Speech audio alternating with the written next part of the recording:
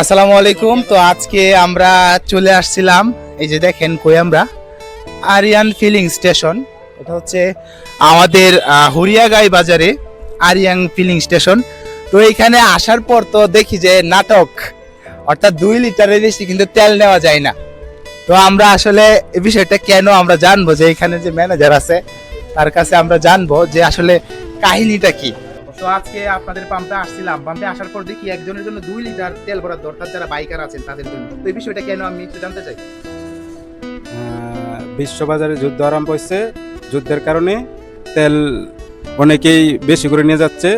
যার 10 লিটার লাগে সে 50 লিটার নিয়ে যাচ্ছে। সেই জন্যে সরকার প্রতি বাইকের জন্য 2 লিটার করে তেল বরাদ্দ করছে। আমরাও ওই সরকারের সাথে একমত। তো সম্পূর্ণ বিষয়টি আপনারা বুঝতে পারছেন যে আসলে বিষয়টা হচ্ছে, মনে করেন আপনার জন্য তেল বরাদ্দ 2 লিটার, কিন্তু আপনি নিচ্ছেন 10 লিটার। এটা হচ্ছে আপনি তেলের বাজারে আগুন লাগিয়ে দিচ্ছেন। বর্তমানে বাংলাদেশে যে পরিমাণ তেল মজুত রয়েছে, আর 2 মাস অনায়াসে চলে যেত।